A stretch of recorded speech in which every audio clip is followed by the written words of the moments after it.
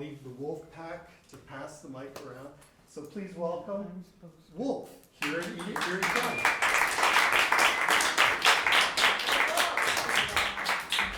Slide your hand on that, don't touch it.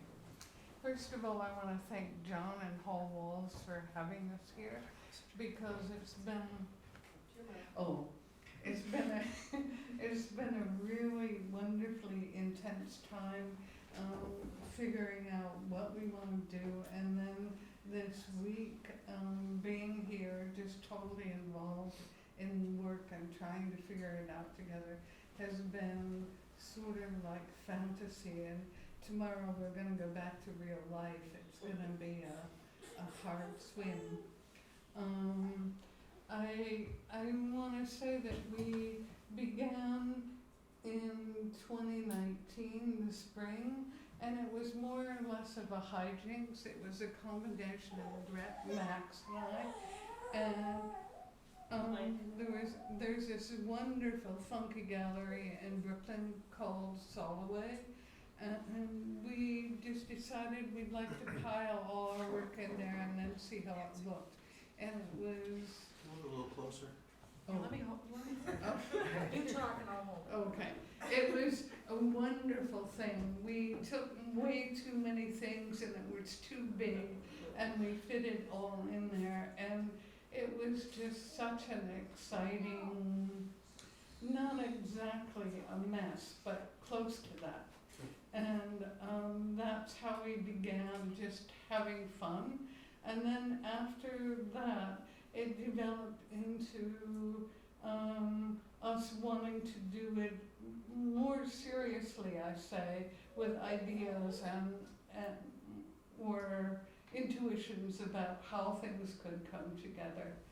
And Grant has made me aware of the fact that this probably came from early work, and I realize, or I continue to forget things about work because I'm only interested in work that's going on immediately. But in my very first show, I had at least one anonymous painting, and I've always had anonymous work within work. And at this point, I've been teaching for 20 years, and I realized that I'm in this profession that's putting more and more artists out in the world with no place to go to, really. And it felt like if I could widen the funnel by inviting people to join me, if I had a place to be, then it felt like it was really my responsibility to do as much of that as what I could. And so that's become part of my work, I think. And I've just made a general introduction, which I'm going to read. Making art serves many functions. I'm not going to list function. It is up to you, the viewer, perhaps the hapless viewer, to list function. But if the point of making art is communication, what better way to experience art than to work with other artists who also believe in the ability of art to connect? The outcome of our work may produce wildly different product, which is part of the complexity of living in the world today. There is not one answer, but there are many, many questions. Both work questions one another and also questions the viewer. What is there to see? Again, what is there to see? We are all trying to see, respond to the ordinary, and to understand what part of visuals play in our assumed world. Okay, that's my introduction. Awesome. And I'm counting on yours to broaden that out. All right, Grant, you got the microphone, you lucky thing. Well, it's been an incredible eye-opening experience to be invited to when Nancy and Max approached me about starting to do this. I had no idea what this meant, and the shock was that they didn't really know either. They didn't know what we were doing. And discovering that through the process, and each of us being so different, and having an established way of working in the studio, and then bringing that and realizing and relishing the kind of dissonance that came out of the relationships between our work, and finding more and more depth in what that could represent and how that mirrored in some ways some of the problems in the world. It was it had a politic to it. It was very complex, and yet there was also something about presenting the ordinary, what we were doing, things that we had found, things that moved us. So there wasn't really a boundary to what we couldn't address. And that was a very generous conversation that we started to have, and I was fascinated by that and have been for 5 years. And we had a book that came out of that, which was going into the 2D of how to, we started focusing on source images, which is something that Max really brought to the group in a really wonderful way in the book that we did during COVID, not being able to have shows at that point. So it really, it's kind of a boundaryless thing, but also coming up against conventions and traditions, and asking a lot of questions and not coming up, in a lot of ways. I think artists like problems. A lot of artists that I like or that I hang out with like problems more than solutions, and this certainly has come with a lot of problems. How to collaborate, how to preserve something that you think is important while at the same time really valuing the group. And I think that's a problem that we're having in the world right now in a really nasty and horrific way. And I really appreciated being able to work on that kind of approach in the studio. So I'm gonna maybe give the mic to Max.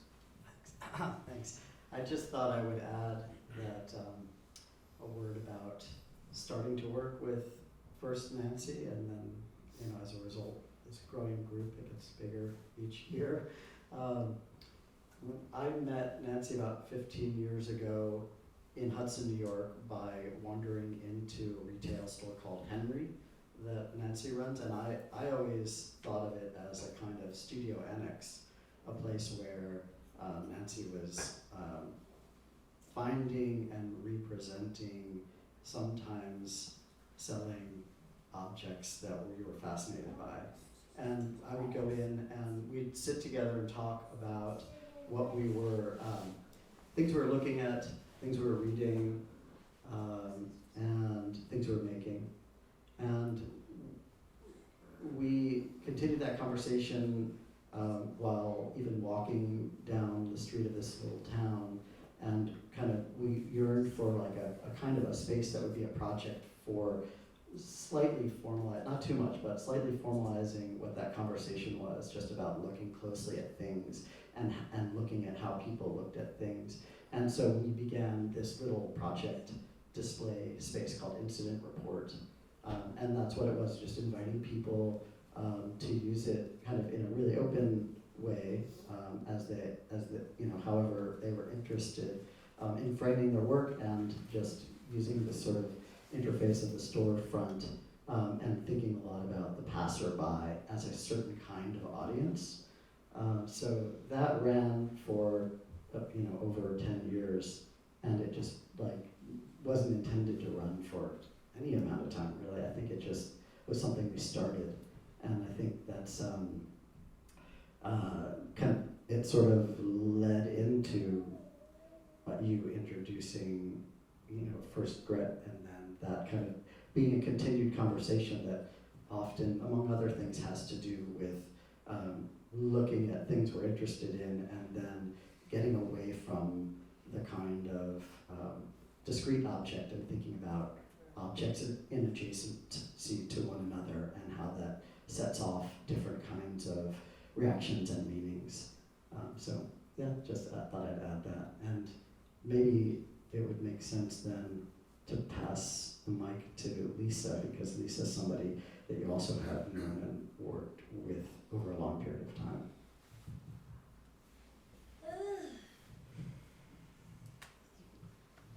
Hi.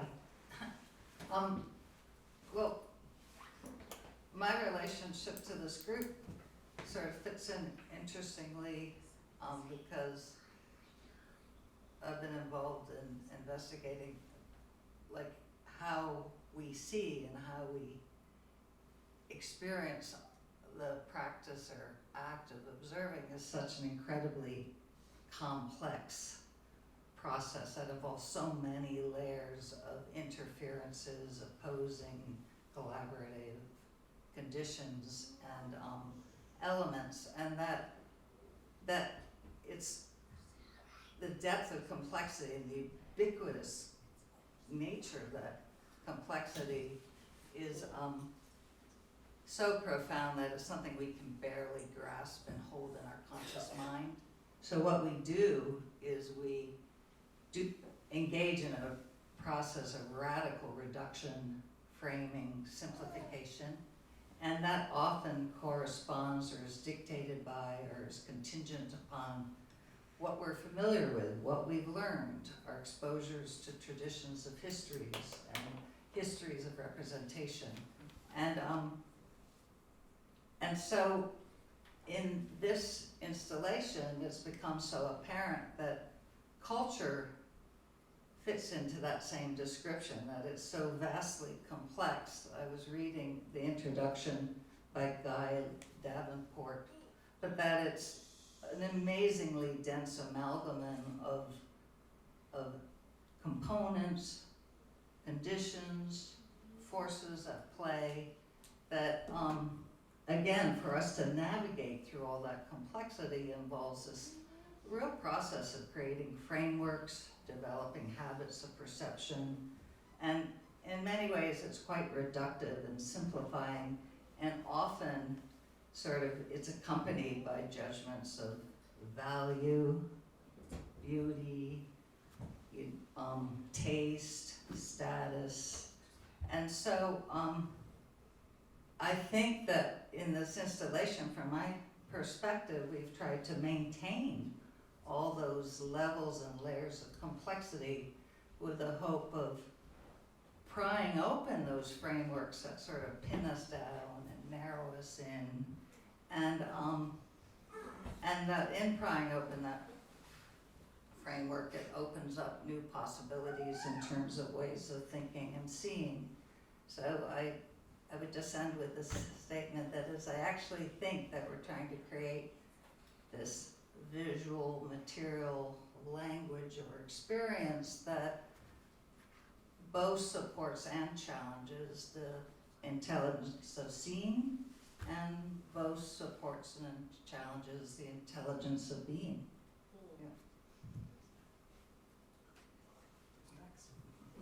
I'm not going to talk right now because I think it's George. I can talk a little bit about kind of, from there going into the many edges of this Buffalo show. It was interesting. It took a long time for us to, I think, have a sense of how the show would actually land on the ground because of the walls moving around so much.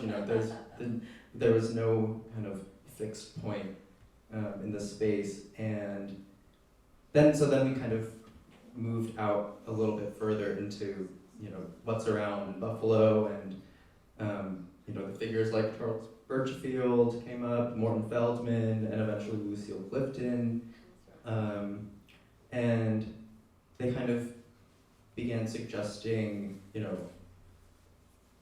through their own kind of approach to their work and all of our, existing works, some kind of very confusing framework that eventually kind of coalesced into the wainscoting that you'll see, which then allowed us to deal with the space. But I guess I could talk about a little bit about the Morton Feldman connection. There's in the beginning of the catalog, there's a quote that is part of a longer quote, but basically it's form is easy, just the division of things into parts, but scale is another matter.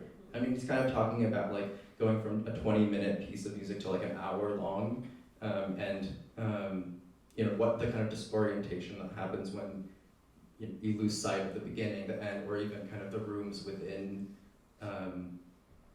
this larger structure, and so something that I observed after we worked on this whole thing for a week was that there were so many different edges in the show, but that none of them were kind of, determined the beginning or the middle or the end, that you could kind of move between all of these different edges, and you had to deal with, and that was something that I think kind of came through our thinking about Feldman.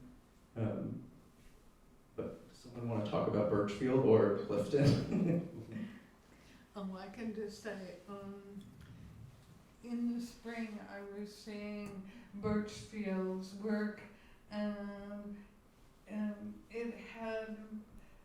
it reverted back to my childhood and a certain kind of time capsule of being a child and growing up in this landscape and growing up in this green and having these sounds and being part. That for me was a very strong beginning of thinking about how we wanted to structure this opportunity to come to Buffalo.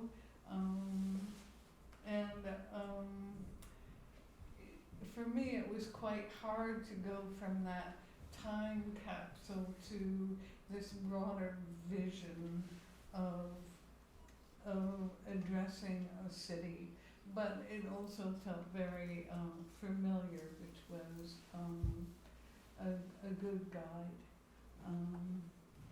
So a Buffalo person talk.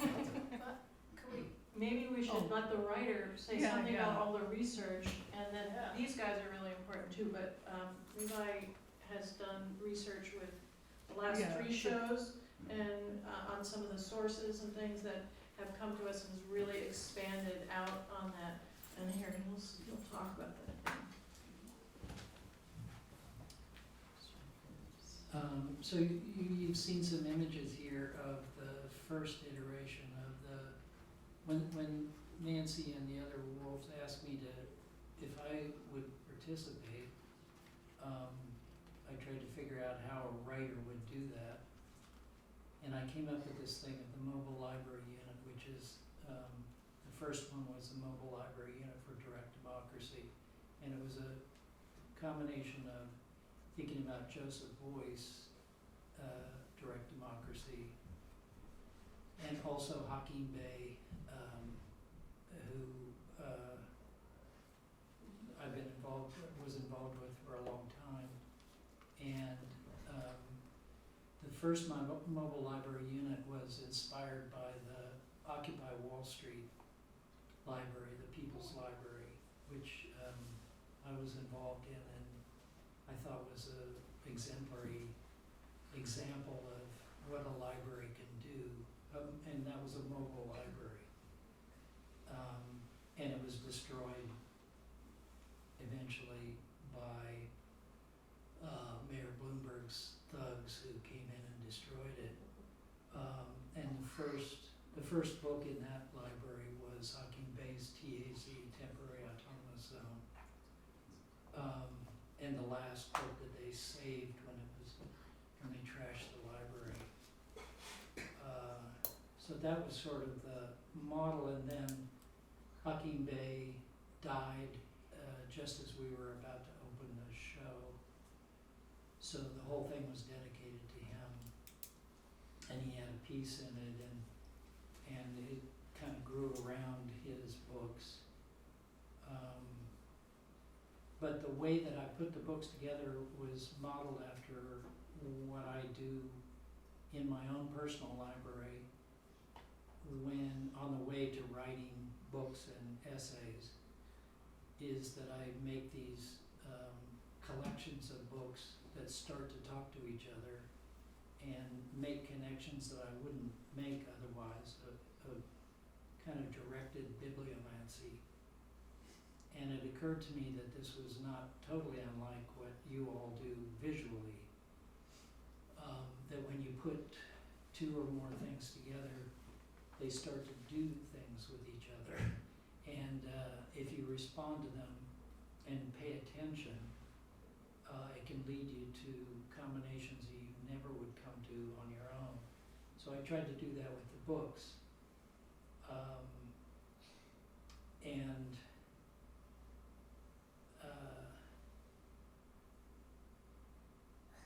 this one is keyed to Buffalo like the rest of, I mean, there's Birchfield in there, there's Morton Feldman and Lucille Clifton and the poets of Buffalo that were a big influence on me and that became connected to the poetics program that I was involved in San Francisco with Robert Duncan and Diane Prima and David Meltzer and Michael Palmer and a lot of others.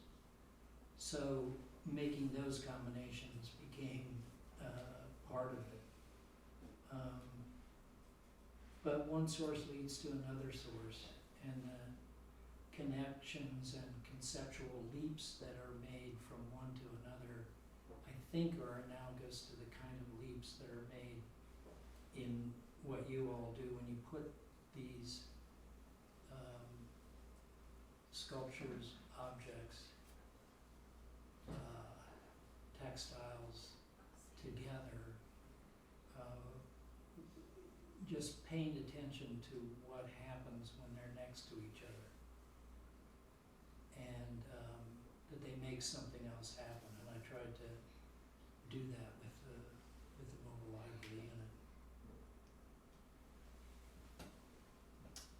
Alright, so we haven't spoken yet, and we're kind of the outliers in this whole thing. We sort of, Natalie and I specifically, came in a little bit late. There was a lot of planning already been done, like the topic of Birchfield and Feldman, that had already came. And when Max and the group were sort of coordinating this, Max happened to go on this thing called the Garbage Tour. And the Garbage Tour is a thing that Natalie and I have created, which takes place at this place called Buffalo Lakeside Commerce Park in South Buffalo, just south of Tifton Nature Preserve. And actually there's some people in this crowd that have been on a garbage tour.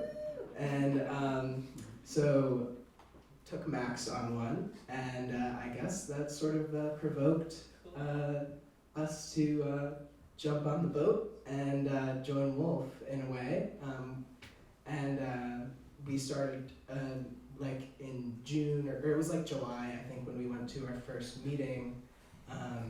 But it's been quite the experience to, you know, jump into this, and it's been unbelievable. But I'll talk about the Garbage Tour and how that sort of relates to Wolf.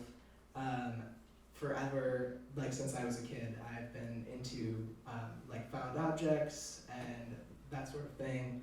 And I know Nancy also is into found objects for a very long time. And I actually was researching about Nancy, and many, many years ago, she would go junking, right?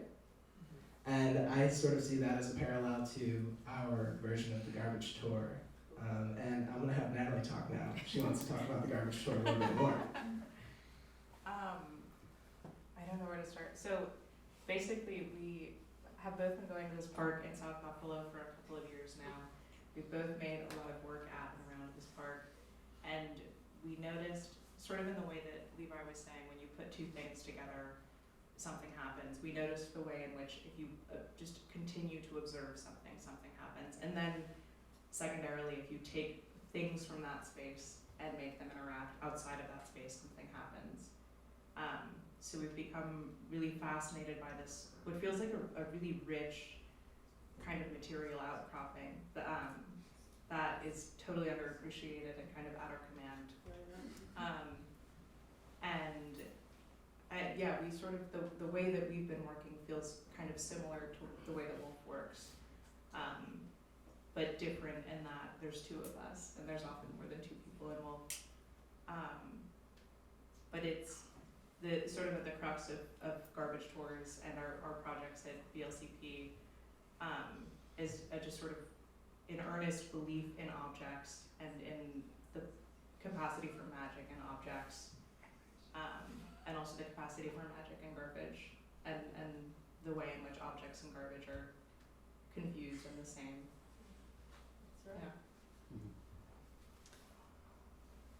Max, you want to talk about Wolf Tones? Yeah, I thought just to add a little bit about the Buffalo Lakeside Commerce Park.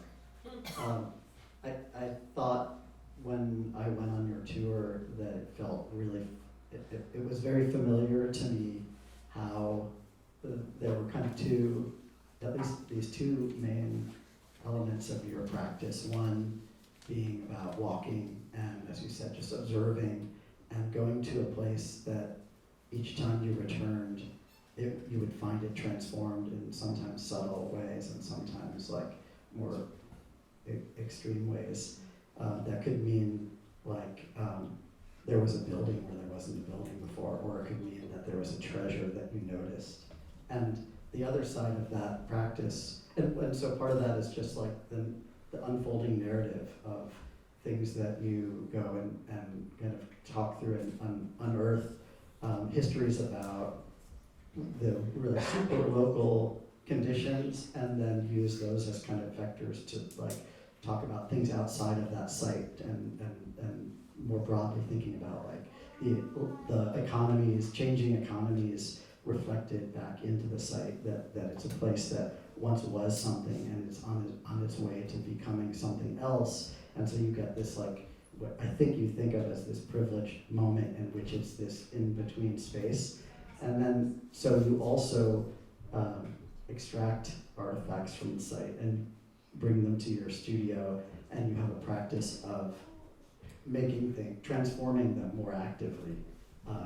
And so that both of those things feel very familiar to how we've been working. So rather than, as you said, you felt like, oh, we were outliers that came late to this, but in a way you were just like working parallel, and then we started to invite you into this conversation that we all were having and realizing that you also brought a lot to your experience in your own ongoing collaboration.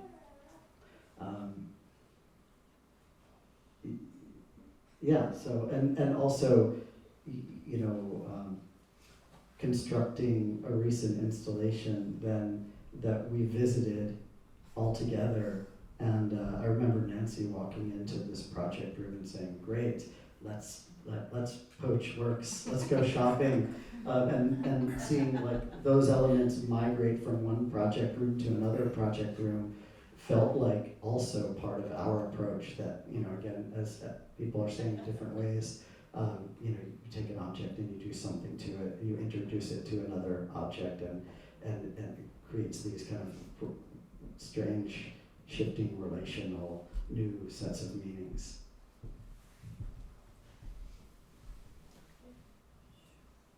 Does anybody have anything to say? I- Or do we I'll want say to see something. if anybody has questions? No, I'll say something one more. Okay. Max said that way better than I could have. But I think there's another interesting connection here, and that's where Nancy is originally from. She's from Appleton, New York, Niagara County, which is quite a rural area, and this is her first time ever exhibiting in the Western New York region. Am I right? Yeah. So I think this is a really special opportunity to be able to work with her here. And also, I happen to be from that general region, very close by. Lindenville, which as a child I went to almost every Sunday. We'd take a trip to see the swans and feed them in Lindenville. And I never ever met another artist from the area. Good to meet you. Yeah, same to you, Nancy. I lived closer to Lindenville, but I went to Medina High School, just to clarify. But either way, it's just been to witness all of this unfold in front of us, Elena and everyone else. It's been spectacular to be able to see this happen. So yeah. Let's not talk about building from the ground up. Oh, right. Perhaps one last thing that I think makes this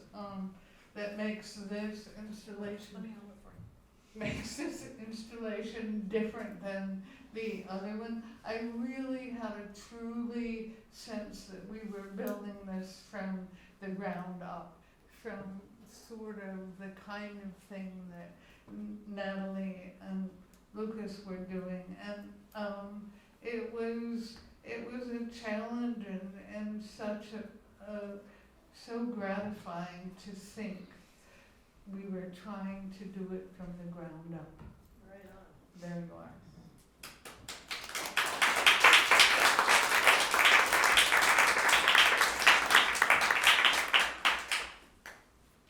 We're done, right? Yeah.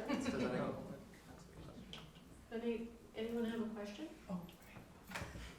Yeah, I'm curious about your process. Do you all go into the space at the same time and assemble it together? Does somebody sneak in when everybody leaves and change something?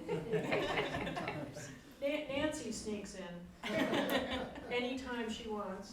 She's like the conductor and she's our instigator in a lot of ways. But no, we go in together. Things arrive. We all bring things from our various sources and studios, and we arrive and we just sort of dive in. And there are, there's a lot that's unpredictable. But of course, we've been thinking about it for some time as well. So it's a percolation process. And it's very hands-on and intensive for a short period of time. We've been here since Monday and arranging things and moving things around. So when you say you think about it, are you thinking about it in terms of a particular theme or form or idea that forms the people work around? Well, in this particular case, Nancy had some ideas about Morton Feldman and Charles Birchfield, and we knew that we were coming to Buffalo, so that was a natural progression from there. And Pradeep Dalal, who unfortunately can't be with us tonight, who's very much a part of this group, is in Mumbai, and he had some strong feelings about Lucille Clifton and her inclusion in terms of her thoughts about things seemed to segue right into where we were headed. And so it has somewhat of an organic, intuitive, but then there's a lot of research too. I mean, Levi, for instance, does a lot of research and comes up with very specific things that spark other things to happen. Like what? Like what? Levi? You want to say? So, yeah, this group has been meeting together for how long on the way to this show? Probably from April or May, something like that, Max. Meeting constantly and working through things, going out and doing research, and then talking about how this might manifest materially. It takes a lot of, the process goes on and on and Wow. on. It's pretty unusual. I mean, I've never experienced anything like it. It takes a lot of time and a lot of attention. I mean, in terms of what it means, I wanted to read this just little thing that I wrote for the catalog for the book that was done in Chicago. The collaborative group WOLF has found a way to work with and through the unavoidable dissonance or noise of collaboration, as well as the tremendous cacophonous din being produced by the culture at large at this time in America, to get to clear signal and an original tone, their own sound. It does not deny or suppress dissonance, but works through it, kindly, conscientiously, with patience, persistence, and an exceedingly rare amount of trust. I think that's the heart of it. I mean, in this time where, as I've written about, we're at the end of communication. I mean, communication is just totally broken down. So being able to work in a group, and maybe Max can say something about dissonance. I mean, I think there are a lot of musical analogies with the way this group works to get to their own sound, to get to their own,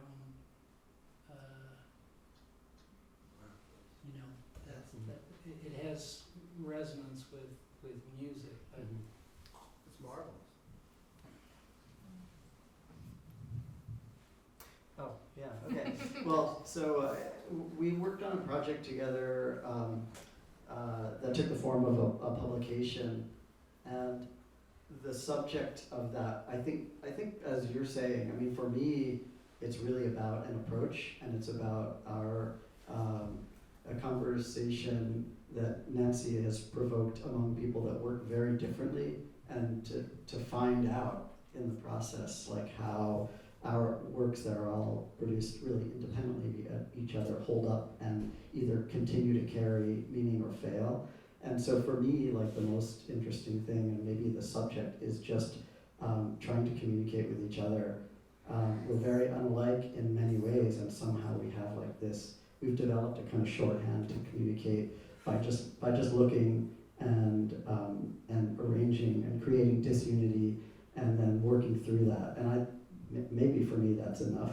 But I will say that, so it really concentrating on that as a subject, this idea of dissonance, we were starting to think about this analogy to an effect, a kind of phenomenon that is experienced by those that play string instruments and can kind of either avoid or suppress or inadvertently encounter something referred to as a wolf note or a wolf tone, which is where the frequency of the string vibrates at the same frequency of the instrument. We were really fascinated by that. We spent some time talking about that, and we're kind of thinking about that as like, that's very much like the way we work. We're trying to incorporate the noise, and maybe you could say in moments tame it or just engage it. And through that thinking, we were led to the performance by Charles Curtis of works that in a more direct way engage the phenomenon of the wolf note. And so we invited him to kind of form some thoughts from someone much more experienced with that phenomenon, in the form of an essay for this book, and it kind of led us, to kind of build a book that would work like our installations, which was just about clashing images together and finding how they either surrender or reinforce one another. Is there anything else to say about Charles? I don't know. Well, when we were working on that publication, we began to use it as a kind of map for working, and I think it really clarified, if there can be said to be a methodology for how we work together, it kind of got much more clarified by the process of working really separately and remotely and just looking at images together, in that case for a year by Zoom. And I think when we started to work after that, the next installation, which is just coincidentally up right here on the screen at a space called Art Cake, it kind of really cohered this idea of creating really rich complexity where it was almost impossible to look at any one thing, but you could only really attempt to find specific information, but constantly be visually interrupted and look at the whole mass as one form. Can I add something about the process someone was asking about? Of course. Because the audience might not realize this, like most of Wolf, Max is the only member that actually had been in the physical space of the gallery. So, we met on Zoom, I shared a floor plan, I tried my best to describe how the walls move, but it's very challenging if you're not in the actual space to understand that configuration. But nonetheless, somehow the group came up with a painted schematic, and George did, a marvelous job of diagramming it for me and sent me, several pages of like how the walls should be painted, measurements. So all of that green paint on the walls, that's sort of the rigorous application of some kind of framework before the installation births itself in that environment. And it was fun when everybody walked in at the beginning of the week and they were kind of delighted to see the paint on the wall, and I was happy that that came out the way they wanted. But to me, that's very fascinating, because that's a challenging thing to do if you haven't been to the space, and to say, well, paint it like this. And those choices, those painting choices, were very iconoclastic and rigorous, but also offered a terrain within which they could then manipulate their objects and the expression of those objects within that environment. But I wanted to mention that because that's a very detail-oriented prep thing that the group got together, somehow decided on that design. I don't know how they did that because it's so funky, but it was a really interesting thing to have them produce that template and then walk into the template and activate it. And so the color of that Viridian green comes from Birchfield.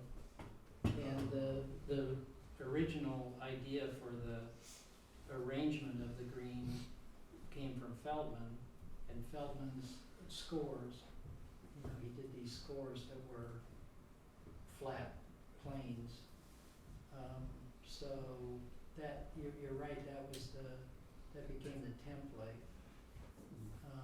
But I just wanted to say also about images. After you did the book, and I spent a lot of my time looking at images and thinking about images, and it struck me that in this installation especially, there's so many juxtapositions of images, all kinds of images,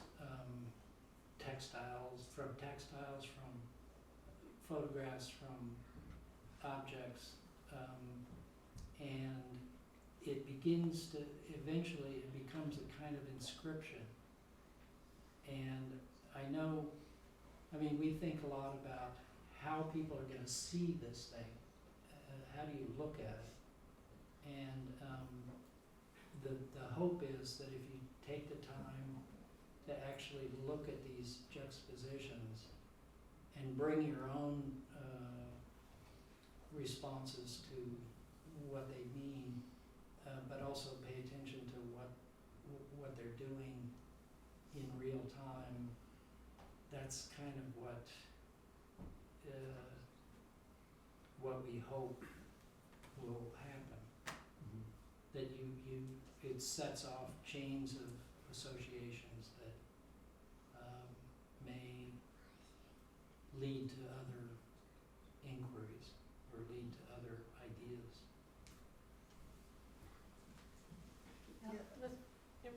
Just a question for everyone, but I'm excited that music and sound has been referenced directly or indirectly.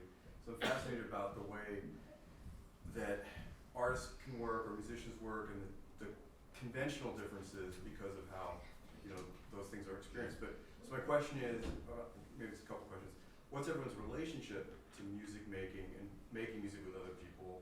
Just to shift the framework for a second, and then back in art, because I'm wondering, when did the show stop or start? And this, because that's one thing about music and the speed and duration, that musicians might play every night, different things every night, but they'll play every night. Whereas art tends to have a culture because of the material, the cost, and everything. You set up a show, it stays static for a certain amount of time, and then it gets taken down. And so it sounds like there were many times during the week where someone could have walked in and seen a different show, and it could have been as appropriate or as interesting, more interesting for the audience member or for the participant. So I guess relationship to music and just the culture of making music versus the culture of, so it's also a question about collective and how you work together. They stopped because somebody made them stop. Okay, very good. Because the opening was tonight, but it would just keep going on. And you also probably noticed that if you've seen these images going by of different installations, there are some objects that keep reappearing, maybe for one installation, then not in the next, and then again. And I think that you'll also see that there are recognizable things, things that come from other places or histories. Maybe they be from like this site at the Commerce Park, or they may have been bought, or they may have lived in somebody's home.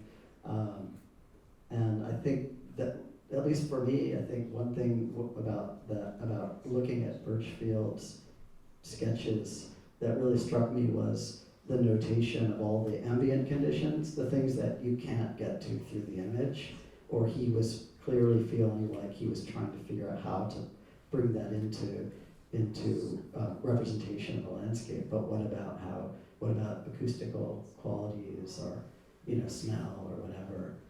So I think maybe this isn't at all answering your question, but maybe there is some element to the work is as much about really carefully looking as much as it is about evoking conditions that aren't there.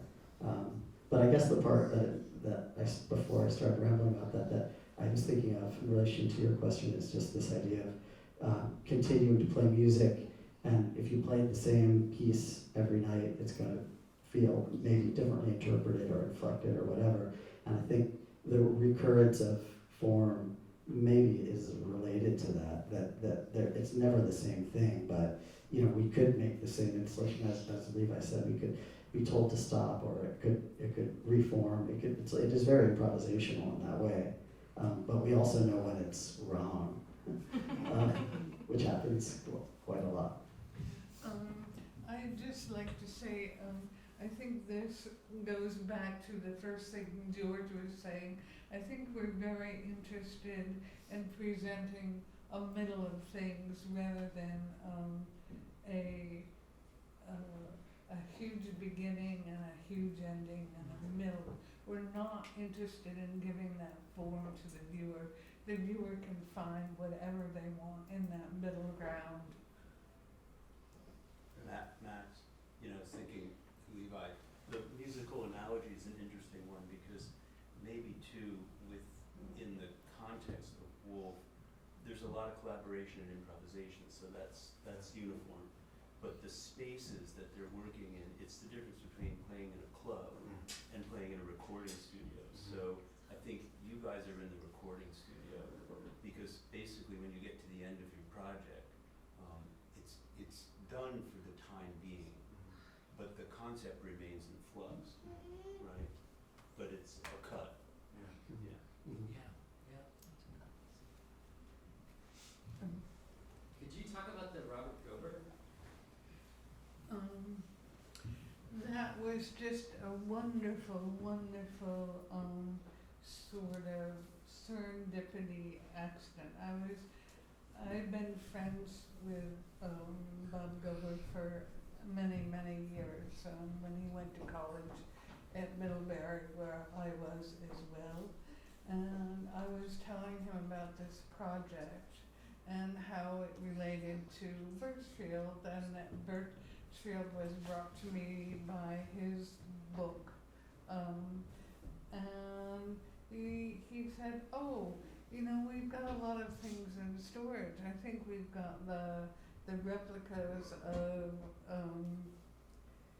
that I made of Birchfield's journals, and he offered them to Wolf to have in the show, but it turned out they had already been given the week before or so to the Birchfield Penny, and we're very grateful for the Birchfield Penny to allow us to borrow those to add to this collection of things, and to the idea that artists are connectors. And Bob was a very important connector for us, but also back to Birchfield. Anybody else? That might be a great last thing, so we can go upstairs and. Yeah, let's go. Thanks very much.